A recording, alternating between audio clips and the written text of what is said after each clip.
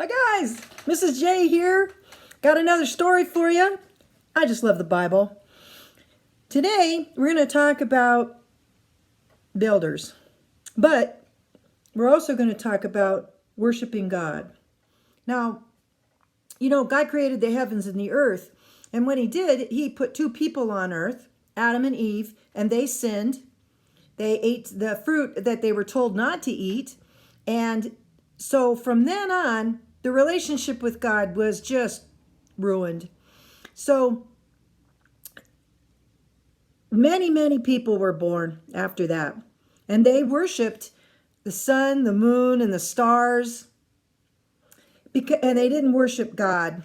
Well, they all got together. There was a lot of people, and they said, hey, let's build this big tower up to heaven, and we'll be famous, and we'll be unstoppable. If we can do that, there's just nothing we can't do. And God said, no, that's not going to happen. And so he scattered their languages. So that meant that they couldn't talk to each other. They couldn't build. Because, say one of them said, give me einen Backstein. And the other one said, donnez-moi un brick. Both of those mean, hey, hand me a brick. But they didn't know what the other guy was saying. So it scattered them all over. Nice plan. Didn't work out. Ha ha. So then there was the people there, they, like I said, they worshiped the sun, the moon, and stars. They didn't worship the one true God, who is really the only one who is worthy of worship. One man God chose. His name was Abram, and he lived in Ur, and he lived with his wife Sarai and his nephew Lot, and he said, Abram, I want you to come with me. I want you to follow, go where I tell you. Get away from these people. I want you to worship me and me alone. I'll be your God, and you'll be the start of my people. And then you're going to have so many kids, from so many family members, that it'll be just like sand on the beach. You won't be able to count them. Well, that was pretty wonderful, because Abram and other men that lived back then, they knew that the more kids you had, the better. And so Abram thought that was wonderful. So God changed his name from Abram to Abraham, and changed Sarai's name from Sarai to Sarah. And so he gave him a new identity, gave him a new place to start, and gave them someone to worship that was really worthy of worship. Those were all false gods. But he is the one and true God. And so because Adam and Eve had brought sin, and it had ruined the relationship between God and man, God told Abram, one day from your family, many years from now, there's going to be one that is born that is going to save his people from their sins, and then make that relationship with me okay again.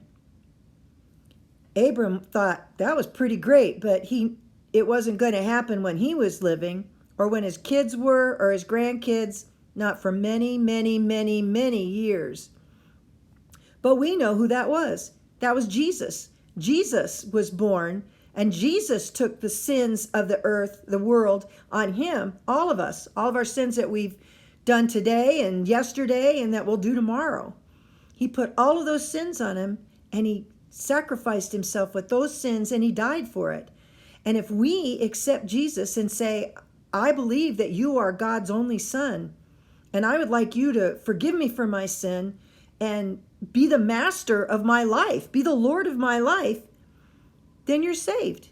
The Bible says if you call upon the name of the Lord that way, you will be saved, and you'll be in a right relationship with God. So Abram, because he listened and he got away from all of those people that were, worshiping the sun and the moon and that, and probably Abram and his family worshiped the moon god, because that was a big god in Ur.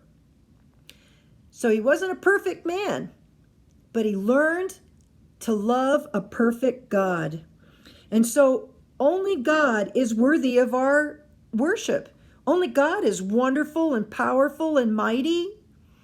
You know, sometimes we worship, we don't mean to call it worship, but we're fans of people in movies and singers and sports guys. And so what we do is we buy all of their stuff.